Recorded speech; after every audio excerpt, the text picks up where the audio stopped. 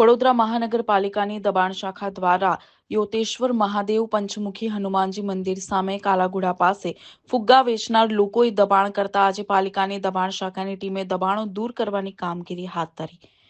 વડોદરા મહાનગરપાલિકાની દબાણ શાખાની ટીમ દ્વારા આજે યોતેશ્વર મહાદેવ પંચમુખી હનુમાનજી મંદિર સામે કાલાઘોડા પાસે છેલ્લા ઘણા સમયથી દબાણો કર્યા હતા તે દબાણો દૂર કરવાની કામગીરી હાથ ધરાઈ, જેમાં ફુગ્ગા વેચનાર લોકો દ્વારા દબાણ કરવામાં આવ્યા હતા તે દબાણો દૂર કરાયા। સાથે જ આ લોકોને 4 થી 5 વખત મૌખિક રજૂઆત કરવામાં આવી હતી, છતાં પણ દબાણ દૂર ન કરાતા વડોદરા મહાનગરપાલિકાની ટીમ પહોંચી હતી અને દબાણો દૂર કરવામાં આવ્યા હતા। આજે યવતેશ્વર કમ્પાઉન્ડની બાજુમાં એક ટ્રાફિક પોઈન્ટ છે, આપણે ત્યાં આઇકોનિક પ્લેસ છે, ત્યાં જે લોકો ફુગ્ગા વેચવાવાળા હોય છે આ ભાઈઓ એ આજુબાજુમાં ગંદકી પણ એટલી કરે છે અને અહીં ન્યુસન્સ ફેલાવે છે। એને ધ્યાને લઈને અહીંથી એ લોકોને બીજે શિફ્ટ થવાનું અને જ્યાં જગ્યા સારી હોય ત્યાં મકાન લઈને રહે એ રીતની વ્યવસ્થા કરીને રહેવાની સમજ આપીને અહીંથી આ લોકોને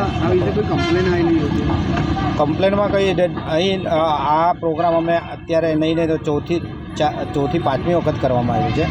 અવારનવાર કરીએ છીએ પણ આ લોકો આપણે બીજી જગ્યાએ કામગીરીમાં હોય કે બીજી કઈ કામગીરી બીજામાં હોય તો અહીંયા આવીને રહેવાનું પરિવાર લોકોને હટાવવામાં આવ્યા હશે। આ તો પરિવાર એક જ પરિવારના બધા સભ્યો લાગે છે પણ 50 માણસો હોય છે। આ લોકો લારીને ગલ્લા હટાવવામાં આવે છે। લારી ગલ્લા ખંડેરા માર્કેટની આજુબાજુ સ્વચ્છતા સર્વેક્ષણ અંતર્ગત સ્વચ્છતાની કામગીરી ચાલે છે।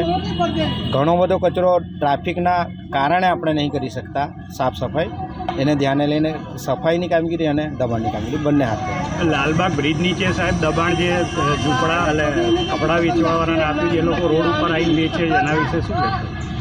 લાલબાગ રોડ ઉપર ના આવે એના માટે અમે અમારી ડ્રાઈવમાં લઈએ છીએ અને એ લોકોને કહેવામાં આવે છે કે ભાઈ આ રોડ ફાસ્ટ ગાડીઓ જતી હોય છે, તમે આ રીતના કામ વેચાણ ના કરો, એના માટે સમજ ફૂટપાથ પર ઝૂંપડા બાંધેલા છે અને એ લોકો વેચાણ કરવા હવે રોડ ઉપર બેસતા થઈ ગયા છે, તો એ બાબતે કોઈ કામગીરી કરેલી છે પહેલાં? એ ઝૂંપડા બી ગયા વીકમાં બી કરવામાં આવ્યા છે અને અવારનવાર બી કરીએ છીએ।